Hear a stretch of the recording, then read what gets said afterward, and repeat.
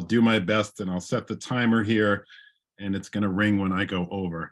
So in any case, I actually recently did a little, published an article about this, and it was just, the timing was just about perfect for me to present something like this. So I will just start.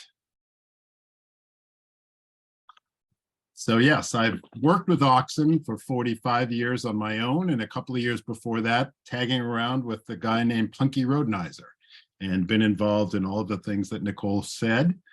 And one of the challenges I found back in 1978 when I was training my first team was there was no book about how to train oxen. And I loved books. I guess I've been an academic a long time. Lots of books on training horses, lots of books on training dogs. And I really just wanted a book on training oxen, and there were none.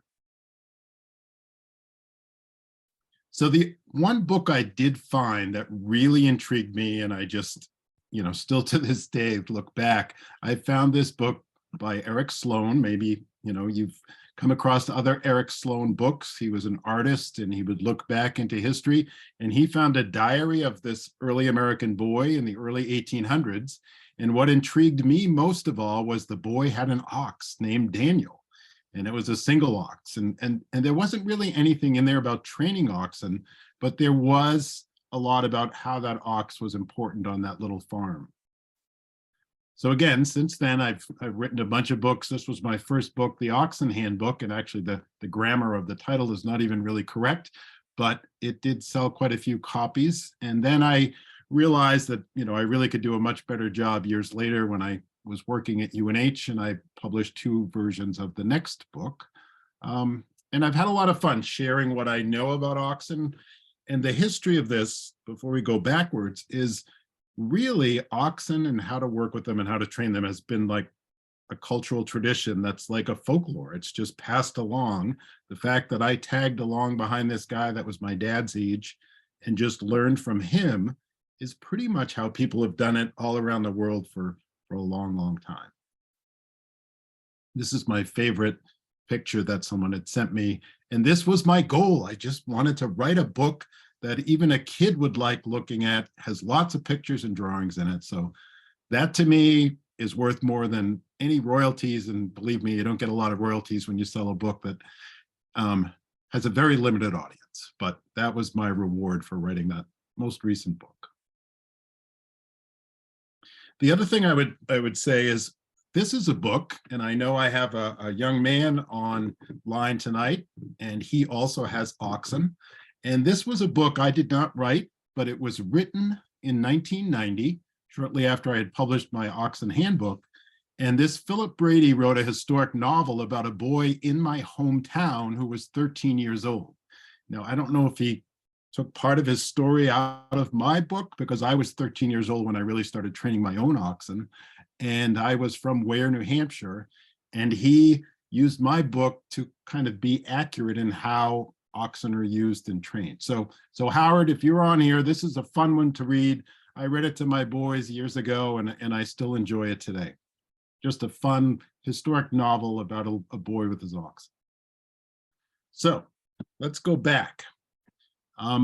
Before the horse, there was the ox, and Robert Pike wrote about him as a guy who studied forestry and logging, and the ox had many advantages over a horse. He was stronger than a horse, less apt to be scared, less inclined to flounder in snow and mud, not so given to sickness, less expensive to buy and keep, and if it becomes necessary, he is better to eat.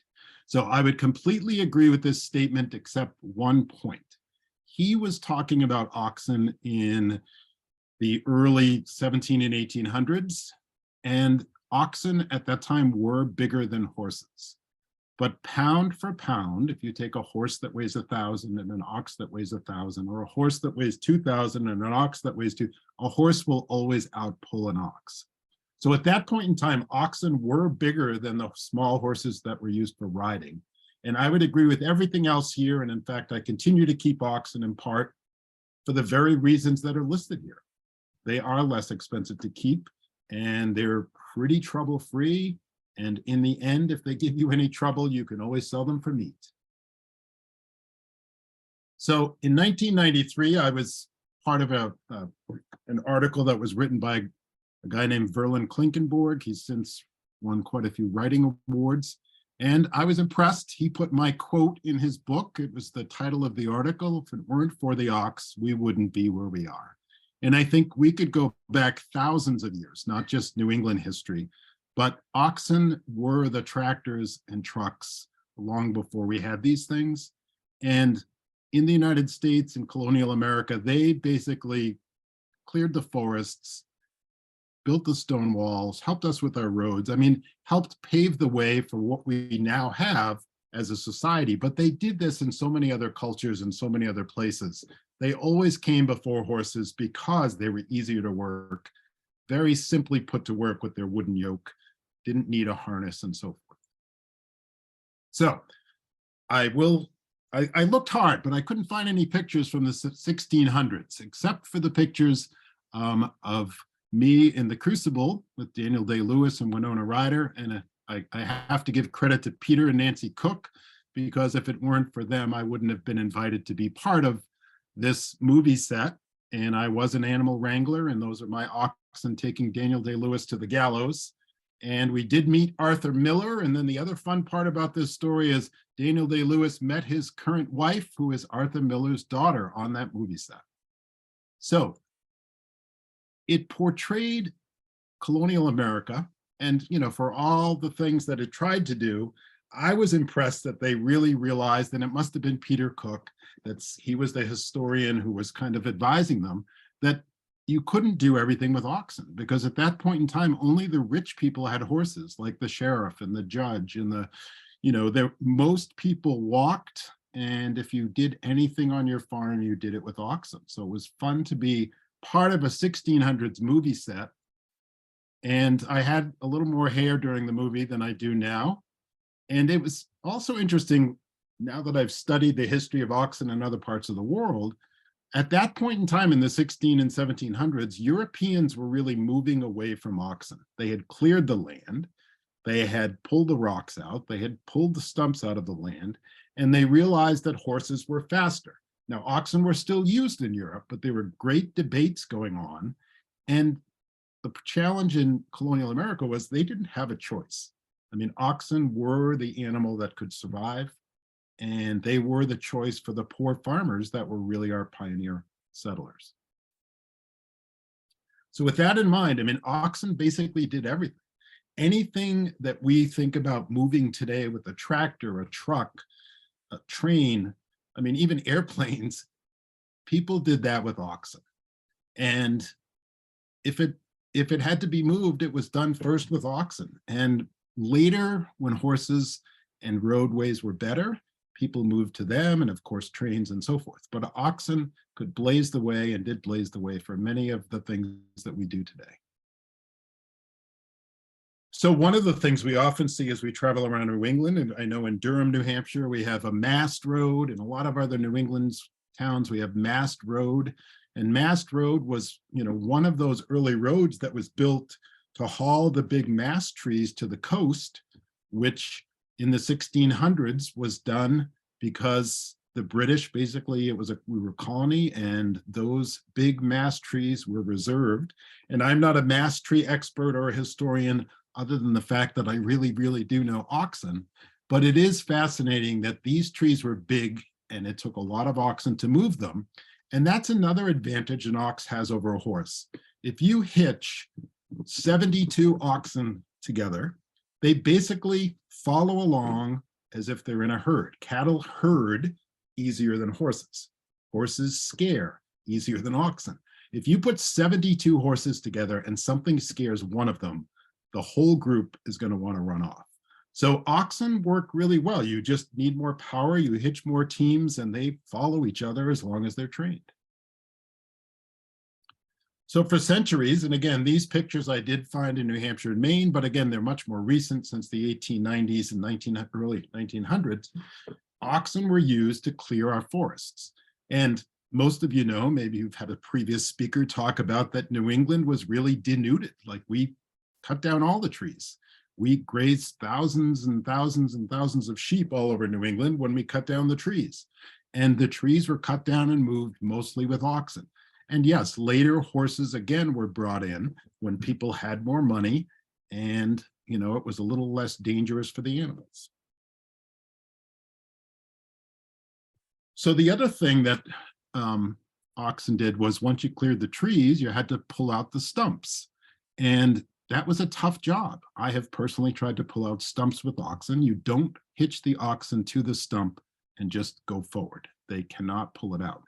Even if you chop the roots that you can see and you dig down around the roots, it's still really, really tough for oxen to pull stumps out. So they had to have mechanical advantages. I'll show you some pictures.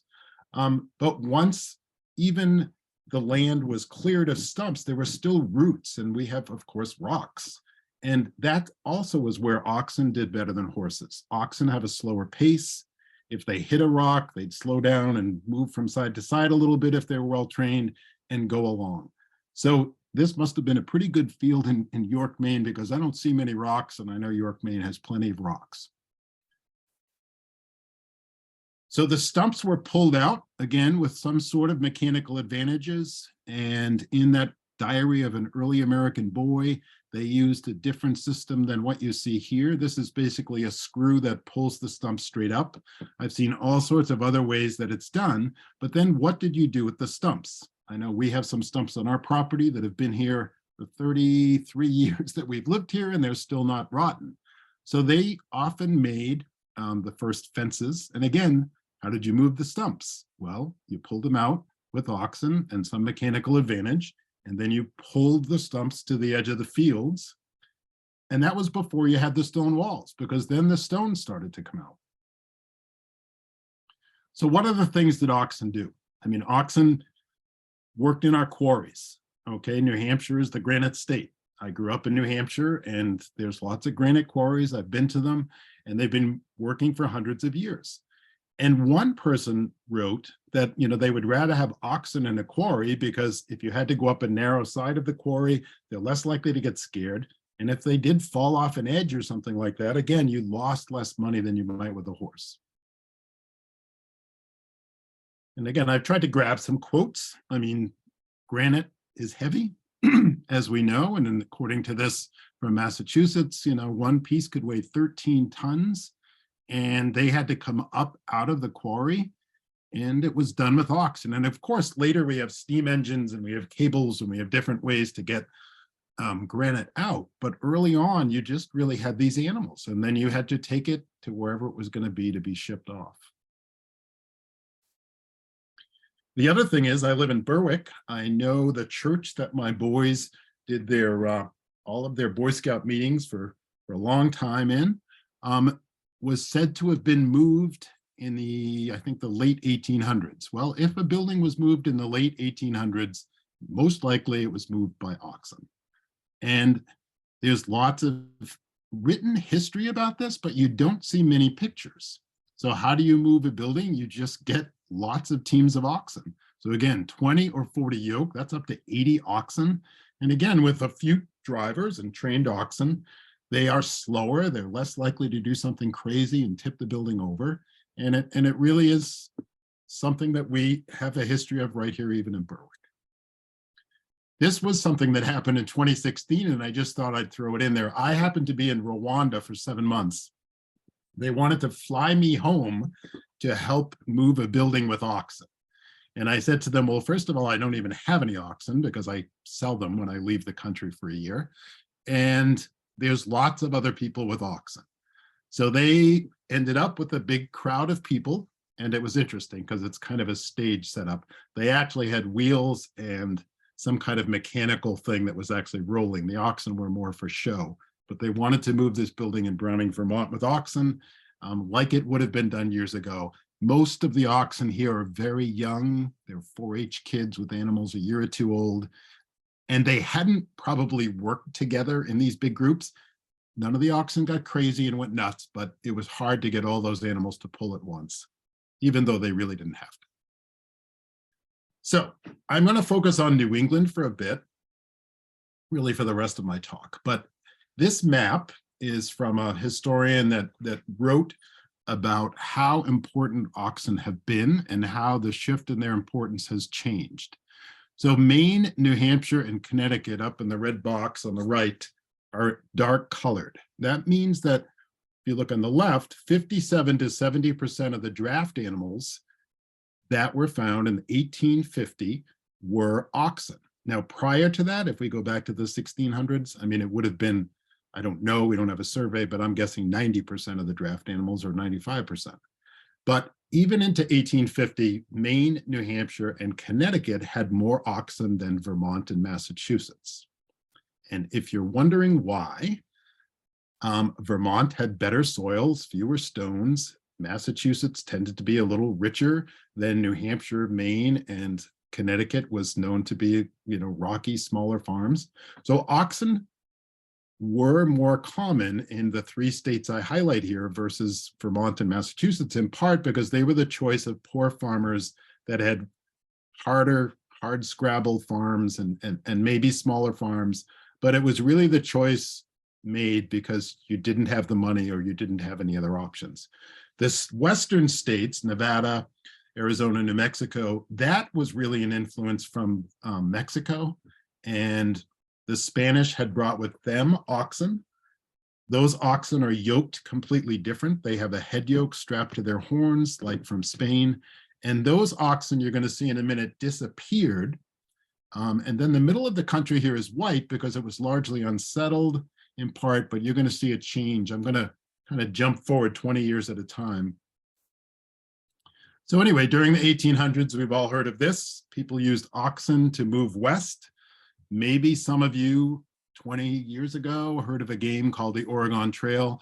Howard Welch, if you're there with your family, I don't know if you ever played that game, but you could make a choice on this video game whether you were going to take oxen or horses when you went west. And there's lots of reasons to do either. The oxen were cheaper in the game, which I thought was great. It was very accurate. The horses were faster, again, very accurate. But there were advantages and disadvantages. And ultimately, oxen were, again, the majority choice, especially early on. So I was part of this movie called The Oregon Trail, and the great part for me was that I got to actually be on the trail with teams of oxen. My wife, Janet, happened to be on the movie set, and they said, Janet, would you like to get into a costume? And she said, no, I just would have been one of those people that died along the trail because it was about 100 degrees, and they made us shoot and reshoot and reshoot and shoot again all day long, the same scenes. And it was tough. It was tough for oxen that really weren't used to that kind of work. Now, down here, there was a movie that came out called Centennial, written by James Michener, and it came out in 1978. Again, that's when I just started with oxen. I didn't have any books about oxen, but I loved this video, and I'm just going to play a little bit of it. Listen carefully. Here's the guy with the oxen, and the horses past him on the Oregon Trail.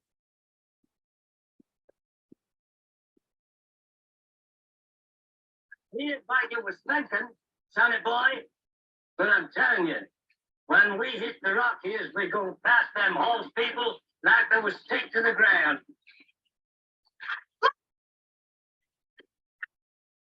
So what I loved about that scene is that really played out correctly. Early on all the trails west, the oxen would do better than the horses.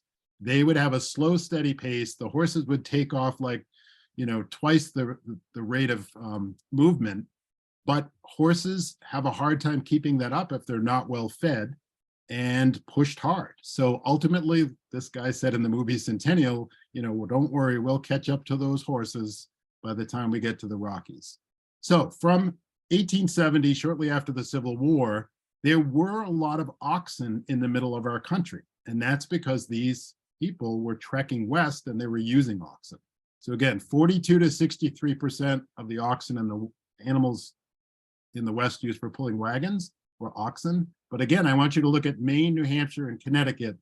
Those three states really never gave up their oxen. And that's going to be a lot of what I talk about tonight.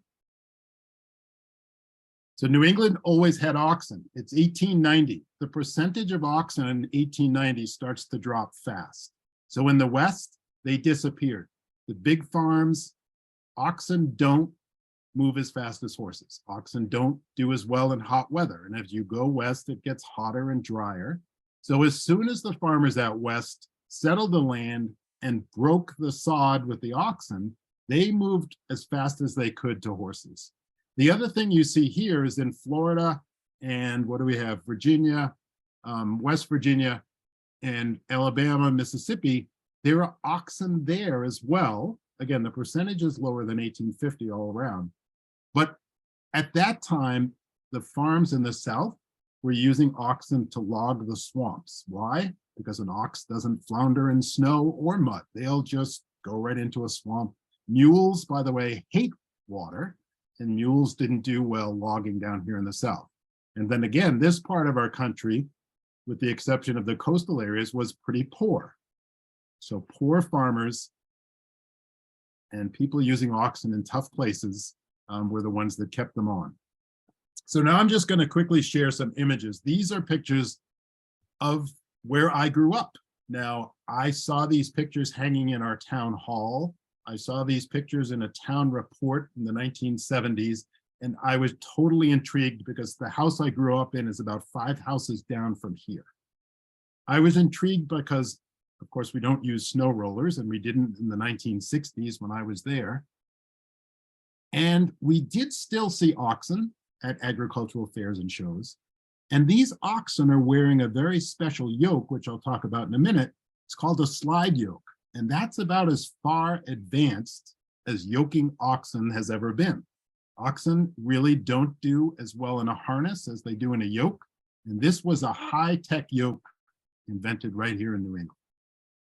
So my hometown, I just relished finding these photos. And then I found the guy who had the photos and actually have included them since in a few of my books. He was delighted that I was interested in them as a young man. But these are pictures from where I grew up, again, 70 years before I lived. This is one of my favorite pictures. Again, 4 or 5 houses from where I grew up. And there's a lot I can tell about what's going on in this picture. So first of all, these oxen are going home. All right, if you know anything about horses and cattle, they go home faster than they go away. So cattle especially will sort of walk slowly if they know they have a long day leaving home. But as soon as you turn them around, my oxen do the same thing to this day, head them back to their barn. Even if you're at an agricultural fair and they think they're done showing, they go back faster. So the guy is sitting in the sled and these oxen are trotting. Oxen don't trot unless they're on the way home. And then the other thing is they're again wearing this slide yoke, which is the greatest, advancement that oxen had known. So these were great finds when I was a kid, and my inspiration, but there was no words. There was, only the sons of these men or the grandsons of these men that I could talk to who remembered these oxen. But at that point in the 60s and 70s, they were pretty much an animal that had gone away. So I did find a few photos just poking around the internet. The Keene Library in Keene, New Hampshire, again, showed pictures. And I love to look at these pictures from my perspective, especially when horses are hitched with oxen. Okay, oxen are slower. I've already told you, horses are faster. So when you hitch a pair of horses ahead of oxen, that can be really tough on the oxen because they're either going to get dragged or they're going to have to go much faster than they would like. They would never be able to do that in the summer, by the way, because in the summer, the oxen would just overheat too fast. Another picture from Keene, New Hampshire, some kind of champion load of wood, 11 1/4 cords on the sled. Now, last weekend, I was getting firewood out with my oxen. And I can tell you, I didn't have 11 1/4 cords when we were coming out of my little forest here in Berwick, Maine. Here's a few pictures, more recent, actually. These were from the early 1900s in Epping, New Hampshire. Notice all the gear, the chemical gear this guy is wearing while he's spraying his apples. And again, a hay scene. The oxen are wearing a muzzle. A muzzle was so they couldn't graze while they were working, because otherwise they get carried away and they forget that they're working and they just want to eat. And then I love these pictures because I'm in one of the pictures, but I should point out that early on, ox teamsters were not typically college professors. Again, ox teamsters were often poor. Okay, they were farmers that couldn't afford horses, especially in the 1800s, and this guy's in the 1900s. Ox teamsters were sometimes seen as backward, even as early as the 1800s in Massachusetts. They were trying to push farmers toward horses and away from oxen. So oxen in the movie The Crucible, they really made us look like the lowest echelon of society. And I remember smiling and looking into the camera. The movie producer yells at me to cut. And he goes, look, you're a grubby ox teamster. Keep your face down. You don't smile and you just walk with your oxen. And I thought, wow, okay. So this is haying up in near Mount Chocorua. This is Mount Chocorua here. And then it's funny, I just saw that picture when I was putting this slideshow together, and I knew I had this picture of me with a group of people and Mount Chocorua in the background. So in this day and age, not many people hay with oxen, but I have managed to pull groups of people together who pay me money to teach them how to train oxen. And we had a workshop up at the Remick Country Doctors Farm and Museum. These pictures are from York County. And then the other thing I love about looking at the old pictures are, these are Devon cattle. Okay, Devon are an old breed. Peter and Nancy Cook, if you know them, they have Devon cattle. And I've had many teams of Devon cattle. I have had many breeds, and I'll show you a few pictures of those. But Devons were known to be fast. So here we have a shorthorn hitched to a Devon. So sometimes that can be a funky team. They look older, so older oxen tend to move slow. Again, rocks had to be pulled out of our fields. This was from Rhode Island, and as time went along, this is 1915, people came up with better and better ways to do things, but not much better ways to yoke the oxen. With that in mind, we have an ox up here from Warner, New Hampshire. Warner was actually a place I used to go to learn from ox teamsters. My friend Punky Rodenizer used to drive me up to Warner because there were 10 or a dozen people that had oxen, and we used to go hang out in their barns. But my point with this picture is this ox is wearing a horse collar, and it's completely inappropriate. Yes, you can pull a sled on snow with a few people in it, but this hitch point for a horse collar goes right across the shoulder bone of an ox, and you cannot pull any kind of a heavy load. And if you did, the ox falls apart, because this is just like, you know, it's just going to rub the hair off and cause a big problem. So sometimes horse collars were flipped upside down, so the strap was up here. So a horse collar in this way was pretty inappropriate. My friends in Warner, New Hampshire, when I was a kid, would have had a real problem with that picture. So oxen remained in New England. They diminished. Over time, they started disappearing, but this is a picture from Portland, Maine. This is Frank Scruton from Farmington, New Hampshire. He told me that his dad made him use oxen. And he was old enough to remember the transition in World War II when he was the only guy hauling firewood to people's houses in downtown Rochester with oxen, because everybody else had more money than they did.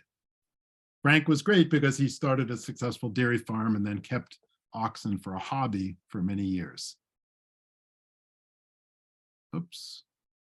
So one of the questions is, why have oxen persisted beyond World War II? Okay, so this Frank Scruton was a great competitor with oxen. So after World War II, things got better, the economy was stronger, and there really was no reason for farmers anywhere to keep oxen. Oxen had already been given up in the whole rest of the United States.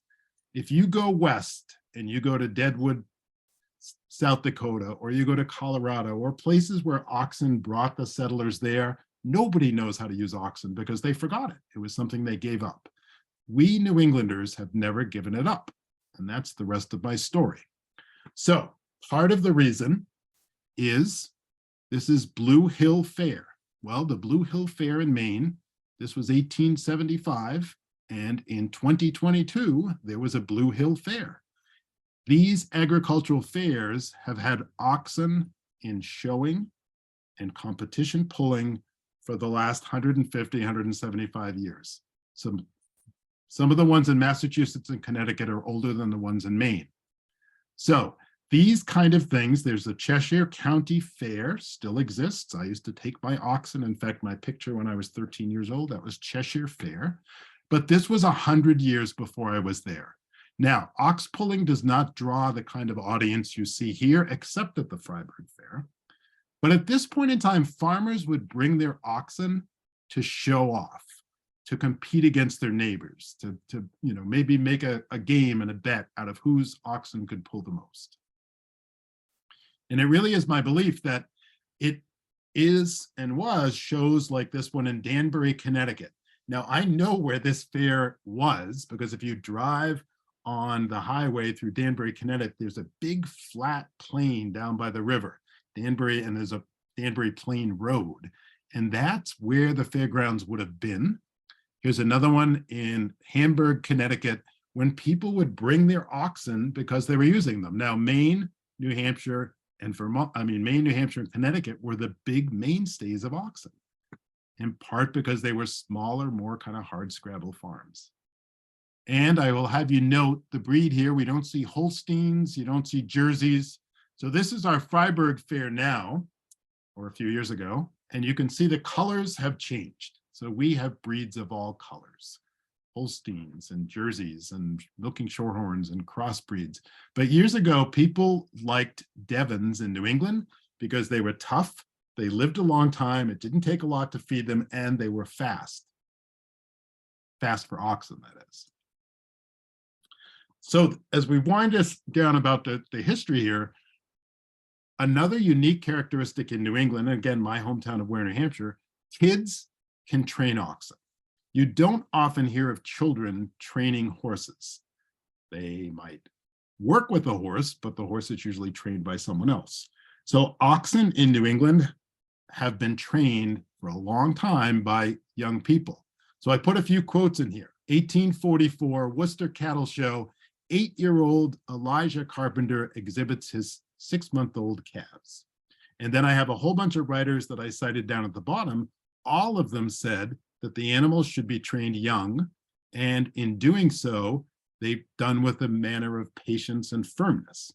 And again, these kind of ideas were different than the way oxen were trained in many other places. And kids continue to train and work oxen today. And why do they train and work oxen? Well, these are the Conroy boys in Berwick. It's because Dad told them. These kids, on the other hand, show because they want to compete. They want to go to fairs. They want to have some fun with their animals. So over the pandemic, I was bored, and I decided I would do a survey to see how many ox teamsters would respond electronically. I know I did not get all the ox teamsters in the United States, but what I love about this little map that I made is the most oxen in New England are still in Maine. Maine was, and it's not just because I'm from Maine and I got more people to respond.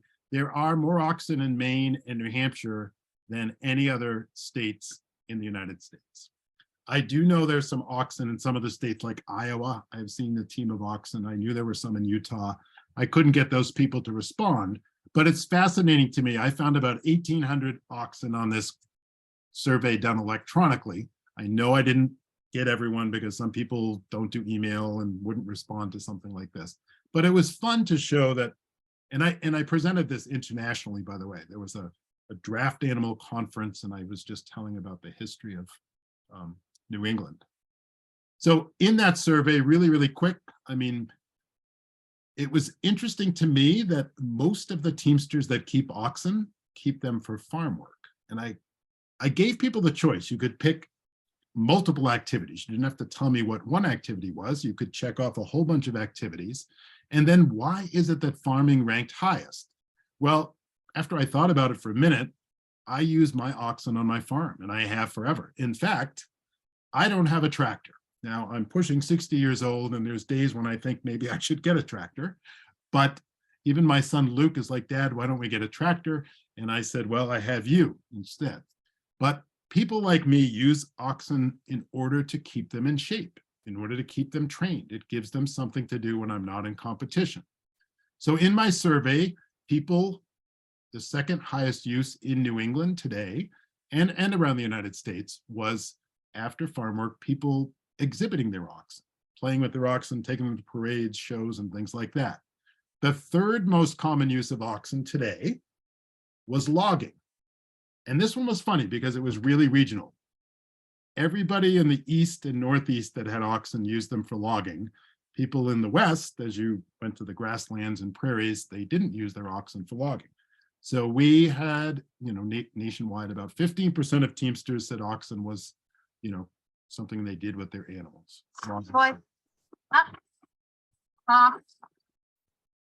Some people do it more high tech than others.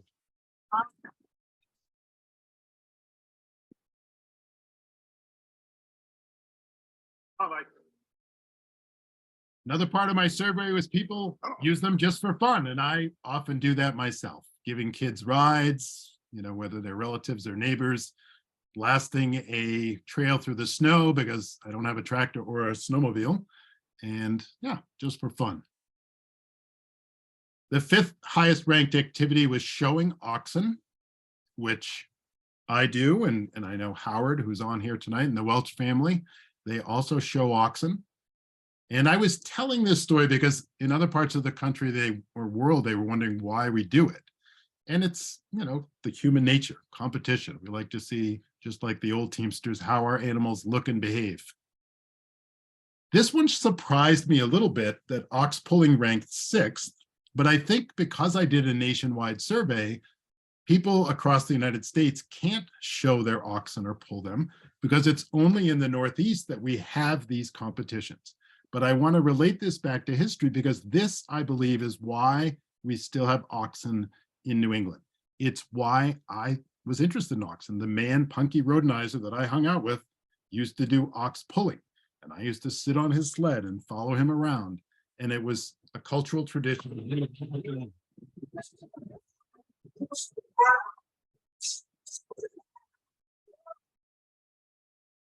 So this is Freiburg Fair, and the bottom picture is Stratham Fair. But I mean, these are oxen as we see them. And I purposely put these big oxen in there because oxen have gotten bigger and bigger, and the competitions for oxen have gotten more and more competitive with these giant Chianina oxen that can weigh up to 3,000 pounds each. Again, 3,000 pounds each. So these oxen are strong, but I would add that even when we have had competitions with these big giant oxen, the horses sometimes beat them, the draft horses, unless they're really much bigger than the horses. So some of us use oxen on living history farms. This is me and Peter Cook in 1995. And that's not an activity that's available to everybody, but it's a way for us to share what we know and keep history alive. And then the other thing I found is I found a market where I train oxen, and somebody said to me, Drew, your oxen never grow up. Well, no, because I usually sell them to places like living history farms, and then I start again. This is a team that ended up in Colorado. Some people have been in movies. We already talked about that. And then again, I said people in New England have all different breeds of animals, all different colors, shapes, and sizes, where in the past it was more consistent. People kind of kept animals that they knew they could really get what they wanted from those animals. So the most common breeds today are not the Devon like we saw in the 1800s. It's the milking shorthorn, the Holstein, which is, again, oxen are castrated bulls. So you go to a dairy farm, buy 2 bull calves, they give them to you for $40 each. You raise them up, they weigh more than a ton, and you can do some work with them. The big white ones are the newest ones to the scene here. The Chianinas in the last 30 years have really dominated ox pulling. So as I wind down here, I mean, for me, oxen started with this idea of a cultural tradition, that it was folklore. This is not Punky Rodenizer, this is Frank Scruton, but I see one of probably his kids sitting on the logs behind him there, and you just learned how to do it, either because you were there, or your dad made you do it, and you weren't really eager to maybe learn about it. These are my 2 sons who both know how to drive oxen, but as my wife Janet says, Drew, you really burned them out. You did everything with oxen and by hand, and they learned by word of mouth how to do it, but I don't think they're going to keep oxen themselves. So how do people learn about oxen if it's not folklore? Well, there is still some family and acquaintances that pass the word down. We do have now professional organizations. We have 4-H, where actually young people learn how to use oxen in the 4-H program. I've been very active in that.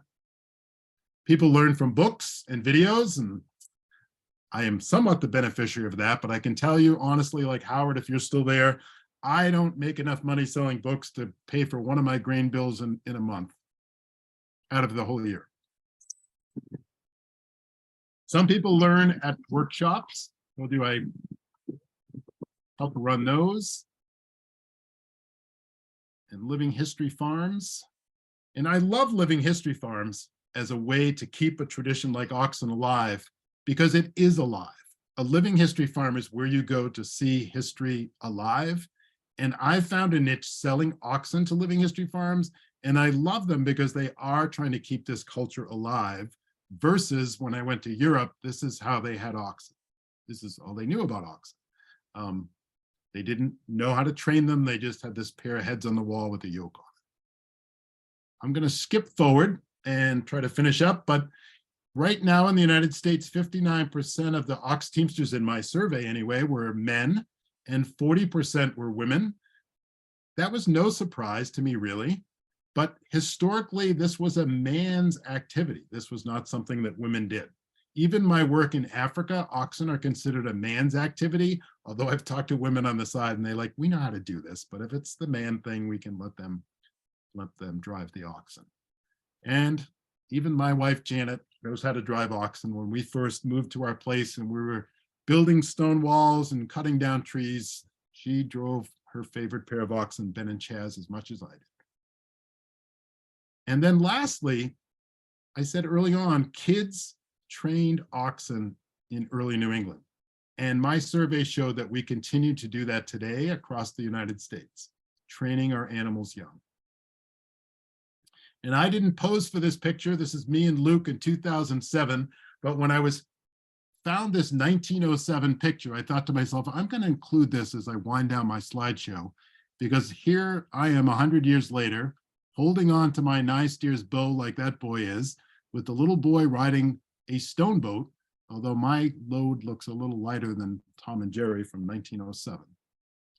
So this is me in Berwick, Maine. I'm going to finish up, and if you have questions, this is plowing the driveway this morning, the way we do it at Oxwood Farm. Again, I don't have a tractor, I don't have a plow truck.